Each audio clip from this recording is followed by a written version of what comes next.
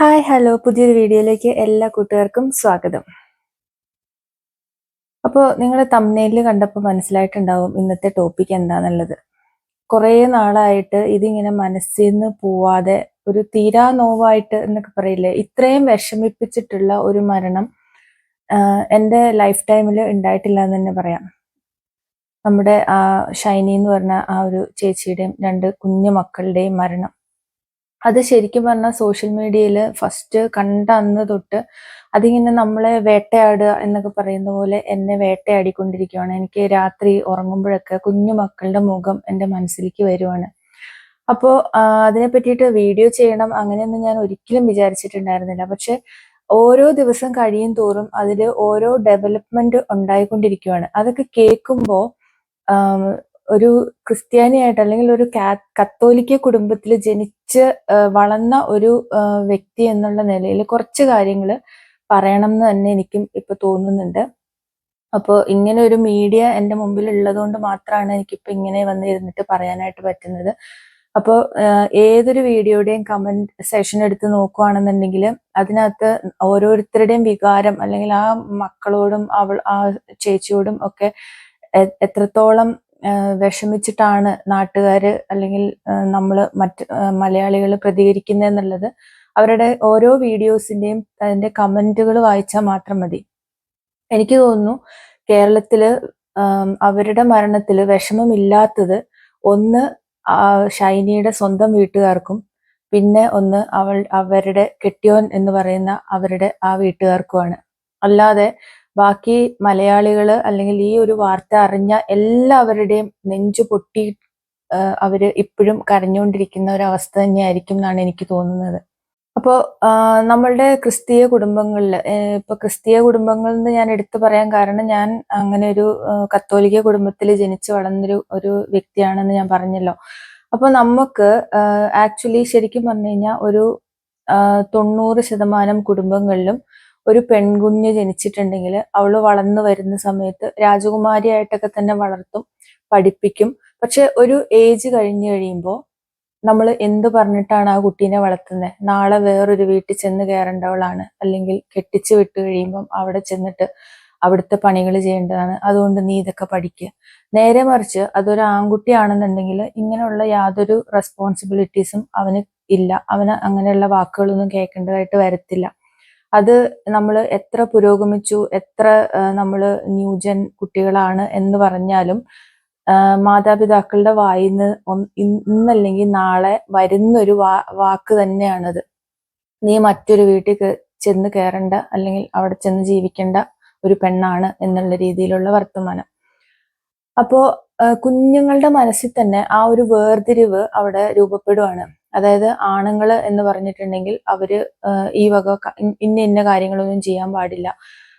പെണ്ണുങ്ങൾ എന്ന് പറഞ്ഞിട്ടുണ്ടെങ്കിൽ ഇതേപോലെ വേറൊരു വീട്ടിൽ പോയി അപ്പം നമ്മൾ ജനിച്ച് വളർന്ന വീട് നമ്മുടെ അല്ലാതായിത്തീരും.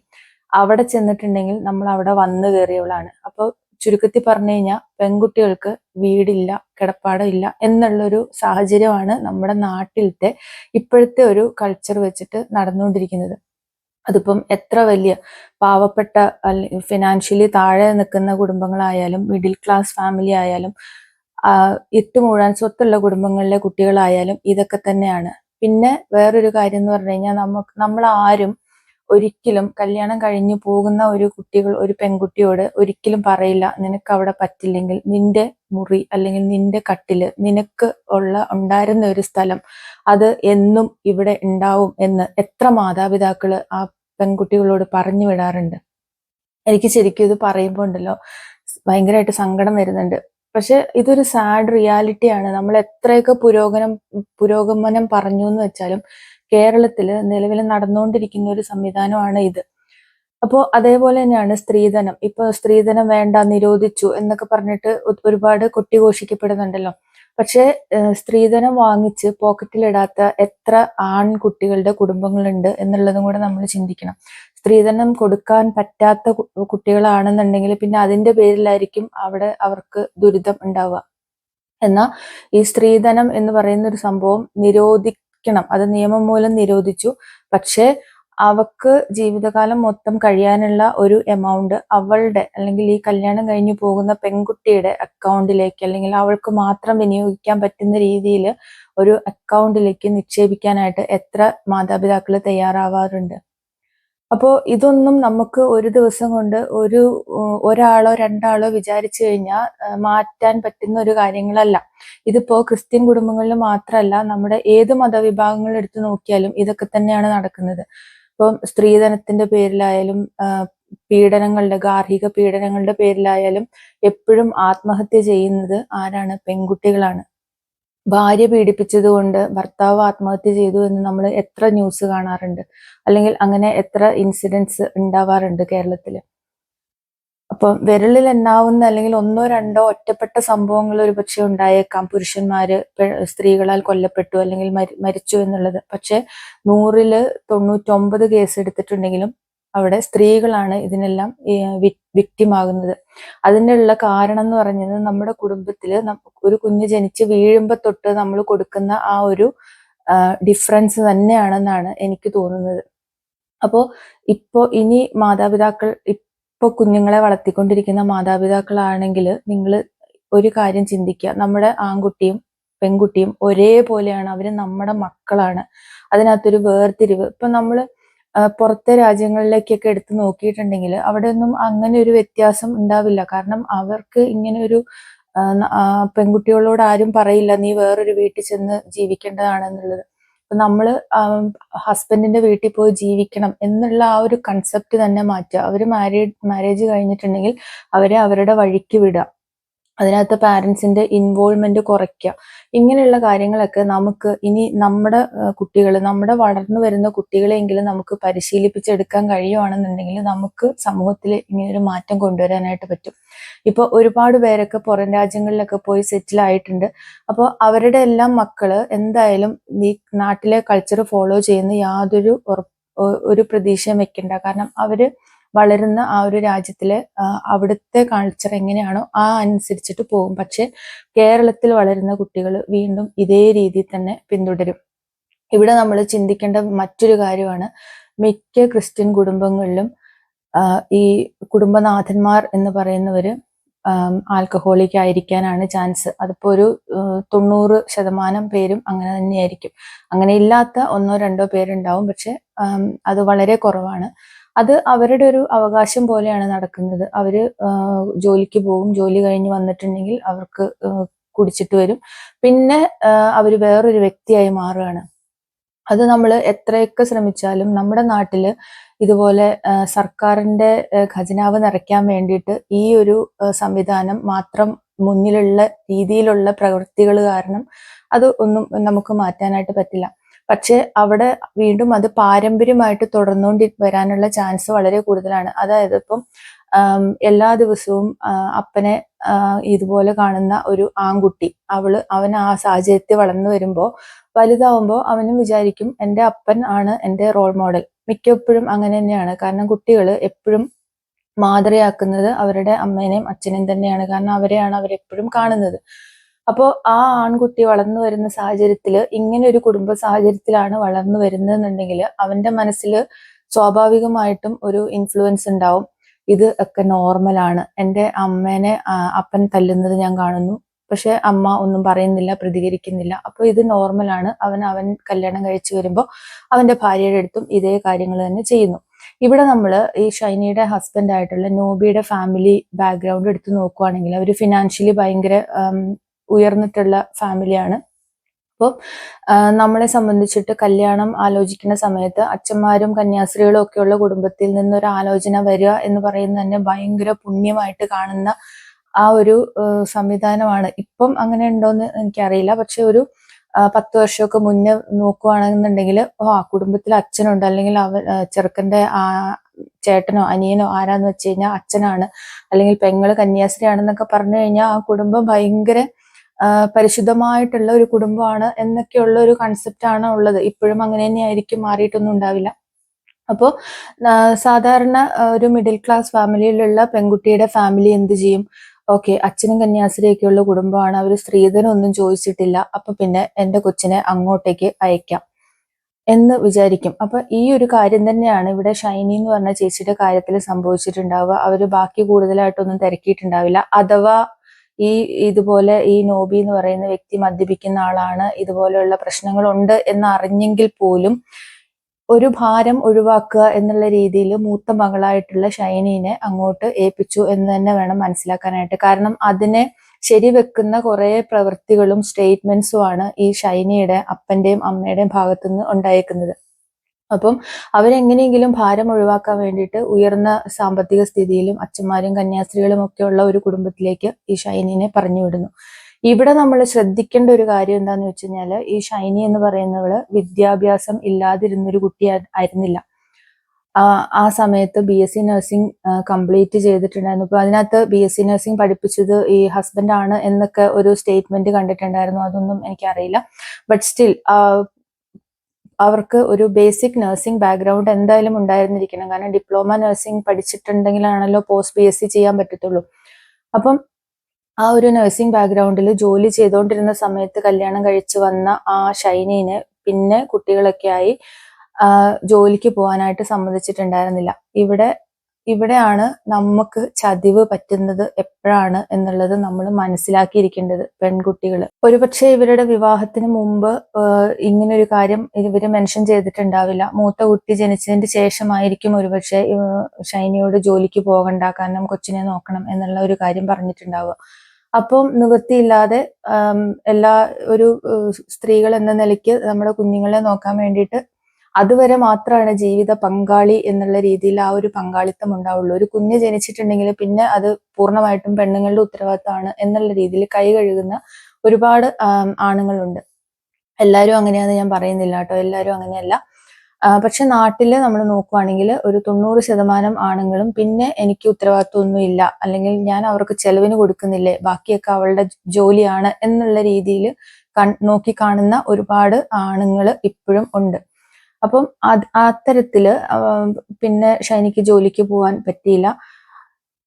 ഗ്രാജുവലി ഷൈനി എന്ന് പറയുന്ന ചേച്ചി ആ വീട്ടില് അല്ലെങ്കിൽ ചുങ്കത്തുള്ള നോബിയുടെ വീട്ടില് ഒരു അടിമയായി മാറി എന്ന് പറയണം. അതായത് അടുക്കളപ്പണി, പറമ്പിലെ പണി, കാരണം കോഴി വളർത്തല്, മീൻ വളർത്തല്, ഇങ്ങനെയുള്ള സകല കാര്യങ്ങളും ഉണ്ടായിരുന്നു. അപ്പൊ നാട്ടുകാരുടെ സ്റ്റേറ്റ്മെന്റിൽ തന്നെ നമ്മൾ ഒരുപാട് കാര്യങ്ങൾ മനസ്സിലാക്കുന്നുണ്ട്. അപ്പൊ ഇങ്ങനെയൊക്കെ ചെയ്ത് എങ്ങനെയെങ്കിലും പിടിച്ചു നിൽക്കണം, തന്റെ മക്കൾക്ക് വേണ്ടിയിട്ട് നമ്മൾ ജീവിക്കണം എന്നുള്ള ആ ഒരു ആത്മാർത്ഥമായിട്ടുള്ള ആഗ്രഹത്തോടു കൂടി പോയിക്കൊണ്ടിരുന്ന ആ ചേച്ചീനെ അവസാനം ഇവര് 9 മാസം മുമ്പ് വീട്ടിൽ നിന്ന് ചവിട്ടി പുറത്താക്കുന്നു. അത് നാട്ടുകാർ, ഇവരുടെ തന്നെ ബന്ധുക്കളൊക്കെ കണ്ട് വീട്ടിൽ അറിയിക്കുന്നു. നിവൃത്തികെട്ട് ആയിരിക്കണം ഒരുപക്ഷെ ഷൈനിയുടെ വീട്ടുകാര് അവരെ സ്വന്തം വീട്ടിലേക്ക് കൂട്ടിക്കൊണ്ടു പോയിട്ടുണ്ടാവുക. കാരണം നാട്ടുകാരും മറ്റുള്ളവരും അറിഞ്ഞു കണ്ടു എന്ന് മനസ്സിലാക്കിയതിന് ശേഷം. ഇവിടെ നമ്മൾ ചിന്തിക്കേണ്ട മറ്റൊരു കാര്യമാണ്, ഈ 15, 16 അല്ലെങ്കിൽ 17 വർഷക്കാലം ഈ ഇടിയും തൊഴിയും ആട്ടും തുപ്പും എല്ലാം സഹിച്ച് അവിടെ ഒരു അടിമേനെ പോലെ പണിയെടുത്ത് വന്ന ആ ചേച്ചി എന്തുകൊണ്ട് 9 മാസം മുമ്പ് നിവൃത്തികെട്ട് ഇവരുടെ വീട്ടിൽ പോയി? അപ്പം ഒരു വ്യക്തി ലൈഫ് ടൈമിൽ സഹിക്കുന്നതിന് ഒരു പരിധിയുണ്ട് അല്ലെ? അപ്പൊ ആ ഒരു പരിധി വിട്ട് കഴിഞ്ഞപ്പോഴാണ് പിന്നെയും ഫിനാൻഷ്യലി ദുരുപയോഗം ചെയ്തിട്ടുള്ള കാര്യങ്ങളും അതും എല്ലാം കൂടെ വരുമ്പോൾ ഒരു വ്യക്തിക്ക് എത്രത്തോളം താങ്ങാനായിട്ട് പറ്റും?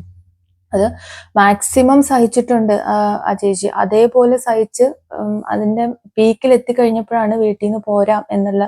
അതും നമ്മൾ അവിടെ ശ്രദ്ധിക്കേണ്ട മറ്റൊരു കാര്യമാണ്, സ്വന്തം വീട്ടിൽ നിന്ന് ഏതെങ്കിലും രീതിയിലുള്ള ഒരു സപ്പോർട്ട് ഉണ്ടായിരുന്നു എന്നുണ്ടെങ്കിൽ സ്വന്തമായിട്ട് വിളിച്ചു പറഞ്ഞ് അപ്പനെ അല്ലെങ്കിൽ അമ്മേനെ ഇങ്ങോട്ട് വരുത്തിയേനെ. പക്ഷെ അതിനൊന്നും മുതിർന്നിട്ടില്ല. ഒരു കാര്യത്തിലും കംപ്ലൈന്റ് ഇല്ലാതെ നാട്ടുകാരല്ലെങ്കിൽ ഈ നോബിയുടെ തന്നെ ബന്ധുക്കൾ കണ്ടിട്ടാണ് വീട്ടിൽ അറിയിച്ച് അവരോട് വന്ന് വിളിച്ചിട്ട് പോകാൻ പറയുന്നത്. അങ്ങനെ ഇവര് വീട്ടിൽ ചെല്ലുന്നു. വീട്ടിൽ ചെന്ന് കഴിഞ്ഞപ്പോഴും നമുക്കറിയാം, നമ്മൾ ബാക്കി സ്റ്റോറീസ് ഒക്കെ അതൊന്നും ഞാൻ പറയുന്നില്ല, കാരണം അതൊന്നും പറഞ്ഞ് മുഴുമിപ്പിക്കാനായിട്ട് എനിക്ക് പറ്റുമെന്ന് തോന്നുന്നില്ല. കാരണം അത്രയ്ക്ക് സങ്കടത്തോട് കൂടിയിട്ടാണ് ഞാൻ പറയുന്നത്. അപ്പോൾ കല്യാണം കഴിപ്പിച്ച് വിട്ട ഒരു മകള് 2 പെൺകുട്ടികളെയും കൊണ്ട് വീട്ടിൽ വന്ന് നിൽക്കുമ്പോൾ അത് എത്രത്തോളം ആ വീട്ടുകാർക്ക് ബുദ്ധിമുട്ടായി തീരും എന്നുള്ളത് ഷൈനിക്ക് അറിയാമായിരുന്നു. അതുകൊണ്ട് തന്നെയാണ് പുള്ളിക്കാരി അങ്ങനെ ഒരു ഡിസിഷൻ നേരത്തെ എടുക്കാണ്ടിരുന്നത്. അങ്ങനെ വീട്ടിൽ വന്ന് നിന്ന് കഴിഞ്ഞിട്ട് ബാക്കി കഥകളൊക്കെ നമുക്കറിയാം. ഹോസ്പിറ്റൽസിൽ ജോലിക്ക് അപ്ലൈ ചെയ്യുന്നു, എല്ലായിടത്തുനിന്നും ഇയർ ഗ്യാപ്പ് പ്രശ്നം പറഞ്ഞിട്ട് റിജക്ട് ചെയ്യണു. അവസാനം വീടിന്റെ അടുത്ത് ചെന്ന് ജോലിക്ക് കയറി കഴിഞ്ഞപ്പോൾ അവിടെ ഈ സ്വന്തം അപ്പൻ തന്നെ അവിടെ പോയി പ്രശ്നം ഉണ്ടാക്കുന്നു. അതിനുള്ള ഒരു കാരണം എന്ന് എനിക്ക് തോന്നിയത് എന്താണെന്നറിയോ, വീടിന്റെ തൊട്ടടുത്താണ്. അപ്പം പിള്ളേരെ വീട്ടിൽ നിന്ന് സ്കൂളിൽ വിടാം, സ്കൂള് അടുത്തുണ്ട്, അത്യാവശ്യം തരക്കേടില്ലാത്ത സാലറി കാര്യങ്ങളൊക്കെ അവിടുത്തെ ആ ഒരു വ്യക്തി മാത്രമാണ് ഷൈനിയോട് ദയ കാണിച്ചിട്ടുള്ളത് എന്ന് ഞാൻ പറയും. ആ ഒരു കെയർ ഹോമിന്റെ ഓണറായിട്ടുള്ള ആ ഒരു ചേട്ടൻ. കാരണം പുള്ളി അത്രത്തോളം ആത്മാർത്ഥമായിട്ടാണ് എല്ലാവർക്കും കൊടുക്കുന്നതിനെക്കാട്ടിലും 1000 രൂപ കൂട്ടി കൊടുത്തിട്ടൊക്കെ ഈ ചേച്ചീനെ അവിടെ ജോലിക്ക് എടുത്തിട്ടുണ്ടായിരുന്നത്. പക്ഷെ സ്വന്തം അപ്പൻ തന്നെ അവിടെ പാര വെക്കുവാണ്. അതിനുള്ള മെയിൻ കാരണമായിട്ട് ഞാൻ ഇത്രയൊക്കെ കേട്ടതിൽ നിന്ന് എനിക്ക് തോന്നിയിട്ടുള്ളത്, അവിടുത്തെ ജോലി പെർമനന്റ് ആയിട്ട് അവിടെ നിന്നു പോവാണ് എന്നുണ്ടെങ്കിൽ ജീവിതകാലം മൊത്തം ഒരുപക്ഷെ ഷൈനിയും കുഞ്ഞുങ്ങളും ഇവരുടെ വീട്ടിൽ തന്നെ നിന്നു പോകും എന്നുള്ളത് ഈ ഒരു അപ്പനും അമ്മയും അല്ലെങ്കിൽ ഇവരുടെ സഹോദരങ്ങളും ചിന്തിച്ചിട്ടുണ്ടാവും. അപ്പം അങ്ങനെ ഒരു ബേർഡൻ അവർക്ക് എടുത്തു വെക്കാനായിട്ട് സാധിക്കത്തില്ല. കാരണം 2 പെൺകുഞ്ഞുങ്ങളാണ്. അവരുടെ റെസ്പോൺസിബിലിറ്റി ഏറ്റെടുക്കുക എന്ന് പറയുന്നത് അത്ര നിസ്സാര കാര്യമല്ല. അപ്പോൾ അത് മാത്രമാണ് ഈ ഷൈനിയുടെ അപ്പൻ എന്ന് പറയുന്ന, അയാളെ അപ്പൻ എന്ന് വിളിക്കാമോ എന്ന് എനിക്ക് സംശയമുണ്ട്. പക്ഷെ അർഹിക്കുന്ന ബഹുമാനത്തോടുകൂടി ഈ അപ്പൻ എന്ന് പറയുന്ന വ്യക്തി ആ ജോലി കളയിപ്പിക്കുന്നു. പിന്നെ നമ്മൾ ഒരുപാട് വോയിസ് ക്ലിപ്പും കാര്യങ്ങളും ഒക്കെ കേട്ടതാണ്. ജീവിക്കാൻ വേണ്ടിയിട്ട് കുഞ്ഞുങ്ങളെ ഹോസ്റ്റലിൽ നിർത്താനും മറ്റ് സ്ഥലങ്ങളിൽ ജോലിനെ പറ്റിയിട്ടും എല്ലാം ഒരുപാട് അന്വേഷിക്കുന്ന, ഫ്രണ്ട്സിനോട് ചോദിക്കുന്ന കാര്യങ്ങൾ, വോയിസും കാര്യങ്ങളും എല്ലാം. അതും ആ വോയിസ് കേൾക്കുമ്പോൾ നമുക്കറിയാം എത്രത്തോളം പേടിച്ചിട്ട് അല്ലെങ്കിൽ പതുക്കെ വേറെ ആരും കേൾക്കാതിരിക്കാൻ വേണ്ടി അങ്ങനെ സ്വരം താത്തി സംസാരിക്കുന്ന രീതിയിലൊക്കെയാണ് അവര് സംസാരിക്കുന്നത്. അപ്പൊ തന്നെ നമുക്കറിയാം ആ വീട്ടില് എത്രത്തോളം പേടിച്ച് അല്ലെങ്കിൽ ആ ഒരു അവസ്ഥയിലാണ് അവർ ജീവിച്ചിട്ടുണ്ടായിരുന്നത് എന്നുള്ളത്. പിന്നെ നമ്മൾ അയൽവാസികളുടെ ഒക്കെ വോയിസും കാര്യങ്ങളും ഒക്കെ കേട്ടതാണ് ആ പിള്ളേരെ എങ്ങനെയാണ് അവര് ട്രീറ്റ് ചെയ്തിട്ടുണ്ടായിരുന്നത്. അതും പോരാഞ്ഞിട്ട് നമ്മൾ ഇവരുടെ അച്ഛന്റെയും ഷൈനിയുടെ അപ്പന്റെയും അമ്മയുടെയും ഫസ്റ്റ് ഇന്റർവ്യൂ കണ്ടതാണ്. അതില് സ്വന്തം മകളും 2 കുഞ്ഞു മക്കളും നഷ്ടപ്പെട്ട ഒരു അപ്പന്റെയും അമ്മയുടെയും വികാരം ഒന്നും നമ്മൾ അവിടെ കണ്ടില്ല. അതിനേക്കാളും ഹൃദയം പൊട്ടിയിട്ടാണ് കേരളത്തിലെ ഓരോ മനുഷ്യരും നിന്നിട്ടുണ്ടായിരുന്നത്. ആ അപ്പന് ക്യാമറയുടെ മുമ്പിൽ വന്നിട്ട് എങ്ങനെ ചിരിക്കാൻ സാധിച്ചു എന്നുള്ളത് ആ ഫസ്റ്റ് ഇന്റർവ്യൂ കണ്ടപ്പോൾ തന്നെ എനിക്ക് തോന്നിയിട്ടുണ്ടായിരുന്നു. കാരണം അയാളുടെ സ്വന്തം ചോരയാണ് മരിച്ച് റെയിൽവേ ട്രാക്കിൽ ചിന്നിച്ചിതറി പോയത്, കഷ്ണം കഷ്ണമായിട്ട് പെറുക്കി കൂട്ടിക്കൊണ്ടുവന്ന് പള്ളിയിൽ അടക്കിയത്. അപ്പോൾ അത് നമുക്ക് അതിൽ നിന്നും മനസ്സിലാക്കാൻ പറ്റുന്നത് അവരുടെ സംരക്ഷണവും കിട്ടില്ല എന്ന് ഉറപ്പായി. നാട്ടിൽ ജീവിക്കാനായിട്ട് വേറെ യാതൊരു മാർഗവുമില്ല. ഈ കുഞ്ഞുങ്ങളെ വിട്ടിട്ട് അവൾ മാത്രമായിട്ട് ഭരണം തിരഞ്ഞെടുത്തിട്ടുണ്ടെങ്കിൽ കഴുകൻ കണ്ണുകളോട് കൂടിയിട്ട് നോക്കിയിരിക്കുന്ന ഒരുപാട് പേര് ഇവളുടെ ചുറ്റുമുണ്ട് എന്നുള്ളത് മനസ്സിലാക്കി തന്നെയാണ് ആ അമ്മ അങ്ങനെ ഒരു കാര്യം ചെയ്തേക്കുന്നത്. ഞാൻ ഒരിക്കലും അവരുടെ പ്രവൃത്തിനെ ന്യായീകരിക്കുമല്ല. ഈ ആത്മഹത്യ എന്ന് പറയുന്നത് ഒരിക്കലും ഒന്നിനും ഒരു പരിഹാരമല്ല. പക്ഷേ നമ്മുടെ മനസ്സിന് അത്രത്തോളം ധൈര്യമുണ്ടെങ്കിൽ മാത്രമാണ് നമുക്ക് ഇങ്ങനെ ഒരു പ്രവൃത്തി ചെയ്യാനായിട്ട് പറ്റുള്ളൂ. അത് ആ കുഞ്ഞു മക്കളെയും കൂടെ കൊണ്ടുപോയി നമ്മൾ കുരുതി കൊടുക്കുക എന്ന് പറയുമ്പോൾ എത്രത്തോളം അവൾ ഈ ലോകത്തിൽ അനുഭവിച്ചിട്ടുണ്ടാവും എന്നുള്ളത് ചിന്തിക്കേണ്ടിയിരിക്കുന്നു. പിന്നെ ലാസ്റ്റ് വരുമ്പോൾ ഈ ഒരു ഡെഡ് ബോഡി വിട്ടുകൊടുത്ത കഥകളൊക്കെ, അതിപ്പോൾ ക്രിസ്ത്യാനി എന്നുള്ള നിലയിൽ ഞാൻ ഒരു കാര്യം പറയാം. ഷൈനിയുടെ വീട്ടുകാര് ഈ ഡെഡ് ബോഡി വിട്ടുകൊടുത്തുല്ലോ മറ്റേ പള്ളിയിൽ അടക്കാൻ വേണ്ടിയിട്ട്. അത് മോനെ കൊണ്ട് അവർ കേസ് കൊടുപ്പിക്കുന്നു, മോനെ കൊണ്ട് പരാതി കൊടുപ്പിക്കുന്നു എന്നൊക്കെയുള്ള രീതിയിൽ. അപ്പം അതിനൊക്കെയുള്ള ഒരു കാരണമായിട്ട് എനിക്ക് തോന്നിയത് എന്താണെന്നറിയോ, അതെന്താന്ന് വെച്ചിട്ടുണ്ടെങ്കിൽ നമ്മൾ ഈ പറയുന്ന ബോബി ചേരിയൽ എന്ന് പറഞ്ഞിട്ടുള്ള അച്ഛൻ, അതായത് ഈ ഷൈനിയുടെ ഹസ്ബൻഡിന്റെ ബ്രദർ ആയിട്ടുള്ള ആ ഒരു പാതിരി, പുള്ളിനെ പറ്റിയിട്ട് വളരെ നല്ല കാര്യങ്ങളൊന്നും തന്നെ വന്നിട്ടില്ല. അത്രയ്ക്കും ഈ ഷൈനീനെ ദ്രോഹിച്ചതായിട്ടാണ് നമ്മൾ കേട്ടേക്കുന്നത്. അതിനുള്ള കാരണം എന്താന്നൊക്കെ ഉള്ളത് പുറത്ത് വരേണ്ടിയിരിക്കുന്നു. നമുക്ക് തെളിവും കാര്യങ്ങളൊന്നും ഇല്ലാത്ത സ്ഥിതിക്ക് ഒന്നും പറയാനായിട്ട് സാധിക്കത്തില്ല. പക്ഷെ ഇതേപോലെ പുറകെ പിന്തുടർന്ന് ആക്രമിക്കണം എന്നുണ്ടെങ്കിൽ അതിനകത്ത് എന്തെങ്കിലും ഒരു കാരണം ഉണ്ടായിരിക്കും. പക്ഷെ ഈ പുള്ളിക്കാരൻ, ഈ ഒരു അച്ഛൻ എന്ന് പറയുന്നത് ഈ ജ്ഞാനായ സഭയില് വലിയൊരു സ്ഥാനം വഹിക്കുന്ന, അല്ലെങ്കിൽ അതേപോലെ അത്രയ്ക്ക്, കാരണം അഡ്വക്കേറ്റ് ആണ്, അപ്പൊ നിയമവശങ്ങളും കാര്യങ്ങളും എല്ലാം നന്നായിട്ട് അറിയാവുന്ന ഒരു വ്യക്തിയാണ്. അപ്പം നമ്മുടെ ക്രിസ്ത്യൻ സമൂഹത്തിൽ അല്ലെങ്കിൽ സഭയിൽ ഉള്ള ഒരു പ്രശ്നം എന്താന്ന് ചോദിച്ചു കഴിഞ്ഞാൽ, നമ്മൾ സഭയുമായിട്ട് എന്തെങ്കിലും ഒരു പ്രശ്നം ഉണ്ടാക്കിയിട്ടുണ്ടെങ്കിൽ പിന്നെ നമ്മളുടെ ലൈഫിൽ വരാൻ പോകുന്ന ഒരു കാര്യങ്ങൾക്കും നമുക്ക് സർട്ടിഫിക്കറ്റുകൾ കിട്ടത്തില്ല. എന്ന് പറഞ്ഞിട്ടുണ്ടെങ്കിൽ നമുക്ക് മാമോദിസ അല്ലെങ്കിൽ കല്യാണം, മരണം, ഇങ്ങനെയുള്ള യാതൊരു കാര്യങ്ങൾക്കും പള്ളിയുടെ ഭാഗത്തുനിന്ന് നമുക്ക് ഒരു സഹകരണം ഉണ്ടാവില്ല. കാരണം നമ്മളെ പള്ളിയിൽ നിന്ന് പുറത്താക്കിയ ആ ഒരു രീതിയിലാവും. അപ്പോൾ ക്രിസ്ത്യാനിയായിട്ട് ജനിച്ചു അല്ലെങ്കിൽ കത്തോലിക്കരായിട്ട് ജനിച്ചു, പ്രത്യേകിച്ച് ജ്ഞാനായ സമൂഹത്തിന് കുറച്ചും കൂടെ അവർക്ക് അവരുടെ സമുദായത്തിനോട് കുറച്ചും കൂടെ ഒരു ഇതുണ്ട്. അപ്പം അങ്ങനെയുള്ള ആ ഒരു സാഹചര്യത്തില് ഇപ്പം നമ്മൾ ഒരു സഭയോട് എതിർത്തു, ഇപ്പൊ ഷൈനിയുടെ ഡെഡ് ബോഡി നമ്മൾ വിട്ടുകൊടുക്കത്തില്ല എന്ന് ഒരുപക്ഷെ ഇവരുടെ ആങ്ങളമാരും സിസ്റ്ററും അല്ലെങ്കിൽ ഇവരുടെ സഹോദരങ്ങളും അപ്പനും അമ്മയൊക്കെ പറഞ്ഞ് എതിർത്തിരുന്നെങ്കിൽ ഒരുപക്ഷെ ഇനി ഭാവിയിൽ അവരുടെ കുടുംബത്തിൽ വന്നേക്കാവുന്ന ക്രിസ്തീയപരമായിട്ടുള്ള ഒരു ചടങ്ങുകൾക്കും ഈ സഭയുടെ ഭാഗത്തുനിന്ന് യാതൊരു സഹകരണവും ഉണ്ടാവില്ല. അത് അങ്ങനെയാണ്. കാരണം നമ്മൾ ഒരു പിരിവ് നമ്മൾ മുടക്കിയിട്ടുണ്ടെങ്കിൽ പോലും ഇങ്ങനെയാണ്. നമ്മളുടെ കുട്ടികളുടെ മാമോദിസയൊക്കെ അല്ലെങ്കിൽ കല്യാണം നടക്കുന്ന സമയത്തൊക്കെ അവര് പറയുന്ന തുക നമ്മൾ പള്ളിയിലോട്ട് കൊടുക്കണം. ഇത് ശരിക്കും പറഞ്ഞു കഴിഞ്ഞാൽ പിരിവ് എന്ന് തന്നെ പറയാം. അതേ രീതിയിൽ നമ്മൾ മാസവരി അങ്ങനെയുള്ള കാര്യങ്ങളെല്ലാം നമ്മൾ കൃത്യമായിട്ട് അടച്ച് അതിന്റെ കുടിശ്ശികകളൊന്നും ഇല്ല എന്നൊക്കെ ഉറപ്പുവരുത്തിയെങ്കിൽ മാത്രമാണ് മാമോദിസ, കല്യാണം, മരണം, പിന്നെ ആദ്യ കുർബാന സ്വീകരണം, ഇങ്ങനെയുള്ള നമ്മുടെ റിലീജിയസ് ആയിട്ടുള്ള ചടങ്ങുകളെല്ലാം നടത്തി കിട്ടത്തുള്ളൂ. ഒരുപക്ഷെ ഈ സഹോദരങ്ങള് ഈ വക മീഡിയയുടെ മുന്നിലൊന്നും വരാതെ ഇതിൽ നിന്നൊക്കെ മാറി അവര് നാട് വിടാനുള്ള മെയിൻ കാരണം ഒരുപക്ഷെ ഇതായിരിക്കും. കാരണം അവർക്ക് വളർന്നു വരുന്ന കുട്ടികളുണ്ട്, ഈ ഇങ്ങനെയുള്ള ഇഷ്യൂസ് ഒക്കെ ഉണ്ടായേക്കാം എന്ന്, അല്ലെങ്കിൽ അവർക്ക് മീഡിയയുടെ മുന്നിൽ എക്സ്പോസ് ചെയ്ത് അവരുടെ ഭാവി നശിപ്പിക്കണ്ട എന്നുള്ളൊരു കൺസെപ്റ്റ് ഉണ്ടായിട്ടുണ്ടാവും. പിന്നെ അതിന് വില പേശി പൈസ വാങ്ങിച്ചു എന്നൊക്കെ പറയുന്നത് അതൊക്കെ ശരിക്കും തെമ്മാടിത്തരം എന്ന് തന്നെ പറയാം. അതിൽ നിന്നൊക്കെ വെളിവാകുന്നത് ആ ഷൈനി എന്ന് പറയുന്ന ചേച്ചി എന്തുകൊണ്ട് ഇങ്ങനെ ഒരു തീരുമാനം എടുത്തു എന്നുള്ളത് തന്നെയാണ്.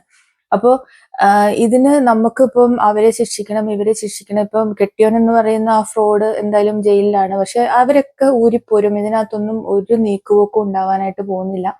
അവർക്ക് നീതി കിട്ടണം എന്നൊക്കെ നമുക്ക് ഇങ്ങനെ കിടന്ന് ആലമുറയിട്ട് വിളിക്കാന്ന് മാത്രമേ ഉള്ളൂ. നമ്മുടെ നാട്ടിലെ ഒരു നീതി ന്യായ വ്യവസ്ഥ എന്ന് പറയുന്നത് അറസ്റ്റ് ചെയ്താലും എത്ര വലിയ കൊടിയ ക്രൂരകൃത്യം ചെയ്ത ആളുകളാണെങ്കിലും അവർക്ക് 1 മാസം അല്ലെങ്കിൽ 2 മാസം കഴിയുമ്പോഴത്തേക്കും ജാമ്യം കിട്ടി അവർ പുറത്തിറങ്ങും.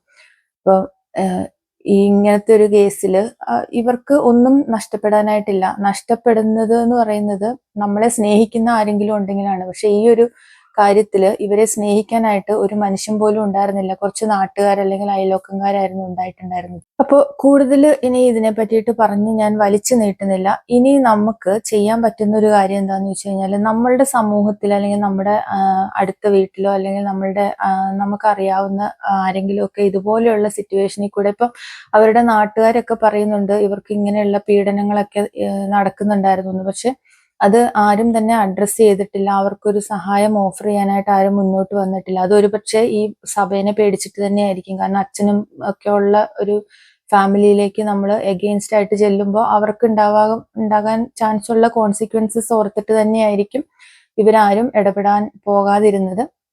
പിന്നെ ഇതിനകത്ത് നമ്മൾ കേൾക്കുന്ന അവരുടെ പള്ളി വികാരി പല പ്രാവശ്യം ഇവരെ തിരിച്ചു കൊണ്ടുവരാനും അല്ലെങ്കിൽ ഇതിന്റെ ഒരു മീഡിയേറ്റർ ആയിട്ട് നിൽക്കാനൊക്കെ ശ്രമിച്ചിട്ടുണ്ടായിരുന്നു എന്നൊക്കെയാണ് നമ്മൾ കേൾക്കുന്നത്. പക്ഷെ ഒരു കാര്യം മനസ്സിലാക്കണം, പണ്ടൊക്കെ നമ്മൾ വീട്ടില് അച്ഛന്മാര് അല്ലെങ്കിൽ സിസ്റ്റേഴ്സ് ഒക്കെ വന്നിട്ട് പറയുന്ന കാര്യങ്ങൾ റെസ്പെക്റ്റോടു കൂടി കേട്ടിരുന്ന ഒരു സമൂഹം ഉണ്ടായിരുന്നു. പക്ഷെ ഇപ്പൊ അങ്ങനെയില്ല.